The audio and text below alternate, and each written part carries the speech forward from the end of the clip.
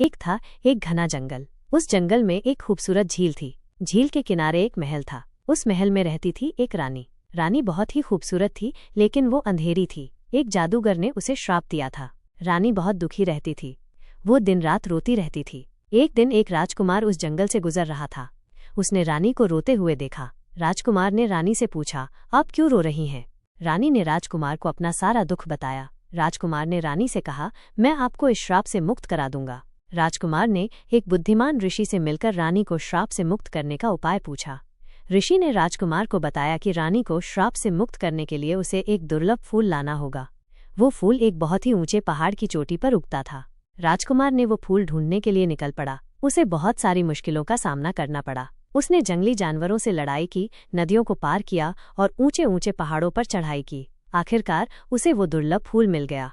राजकुमार फूल लेकर रानी के पास गया। उसने रानी को वह फूल दिया। जैसे ही रानी ने फूल को छुआ, उसका श्राप टूट गया और वो फिर से देखने लगी। रानी और राजकुमार बहुत खुश हुए। उन्होंने शादी कर ली और खुशी खुशी रहने लगे। रानी और राजकुमार ने शादी कर ली और एक सुंदर महल में रहने लगे। रानी अब खुश थी और वो अपने राज्य की प्रजा की बहुत देखभाल करती थी। लेकिन एक दिन एक बुरा जादूगर फिर से प्रकट हुआ। वो रानी से बदला लेना चाहता था। जादूगर ने रानी को सोने का एक सेब दिया और कहा, यह सेब खाने से तुम अमर हो जाओगी। रानी ने बिना सोचे समझे वो सेब खा लिया, लेकिन उसे नहीं पता था कि वो सेब जहर से भरा हुआ है। सेब खाने के कुछ ही समय बाद रानी बीमार पड़ गई। राजकुमार ने बहुत से डॉक्टरों को बुलाया, लेकिन कोई भी रानी को ठीक नहीं कर पाया। राजकुमार बहुत दुखी था। तभी एक दिन एक बूढ़ी दादी रानी के पास आई। दादी ने राजकुमार को बताया कि रानी को बचाने के लिए उसे एक जादुई झरने का पानी लाना होगा। वो झरना एक बहुत ही दूर के जंगल में था। राजकुमार ने वो पानी ढूंढने के लिए निकल पड़ा। उसे बहुत सारी मुश्किलों का सामना करना पड़ा। उसने जंगली जानवरों से लड़ाई की, नदियों को पार किया और ऊंचे ऊंचे पहाड़ों पर चढ़ाई की। आखिरकार उसे वो जादुई झरना मिल गया।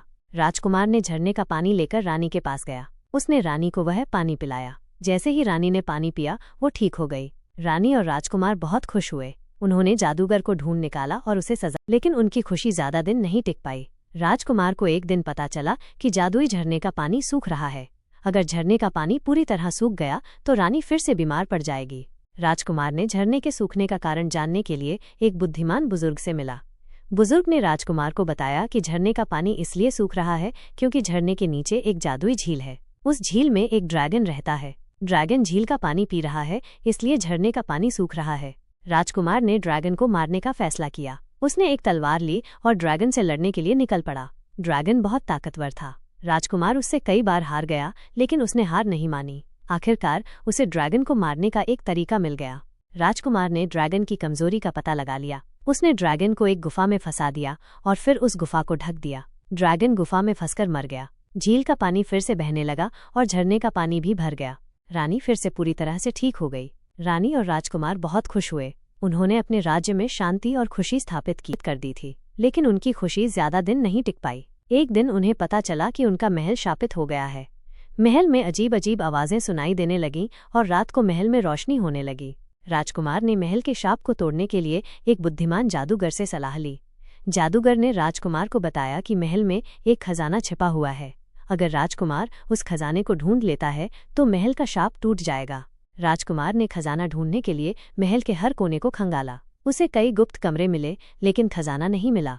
आखिरकार उसे महल के तहखाने में एक गुप्त रास्ता मिला। उस गुप्त रास्ते से गुजरकर वो एक बड़े से कमरे में पहुंचा। उस कमरे में एक ताबूत रखा हुआ था। ताबूत के ऊपर एक चाबी रखी हुई थी। राजकुमार ने चाबी ताबूत में लगाई और ताबूत खोल दिया। ताबूत में एक पुस्तक थी। पुस्तक में महल के इतिहास के बारे में लिखा हुआ था। पुस्तक के अनुसार महल का राजा एक बहुत ही लालची आदमी था। उसने अपने राज्य के लोगों को बहुत सताया था, इसलिए देवताओं ने महल को शापित कर दिया था।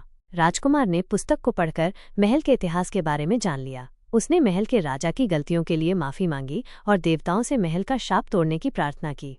राजकुमार की प्रार्थना सुनकर देवता प्रसन्न हुए और उन्होंने महल का शाप तोड़ दिया। महल फिर से पहले जैसा सुंदर हो गया। रानी और राजकुमार बहुत खुश हुए। उन्होंने महल में एक बड़ा उत्सव मनाया। टूटने के बाद महल में फिर से खुशी छा गई। रानी और राजकुमार ने महल का जीर्णोद्धार करवाया और उसे पहले से भी ज्यादा खूबसूरत बना दिया।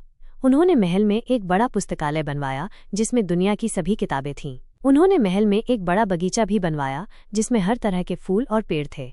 रानी और राजकुमार ने अपने राज्य के लोगों को बहुत प्यार किया। उन्होंने अपने राज्य में कई स्कूल और अस्पताल बनवाए। उन्होंने अपने राज्य के लोगों को पढ़ाया और उन्हें बीमारियों से बचाया।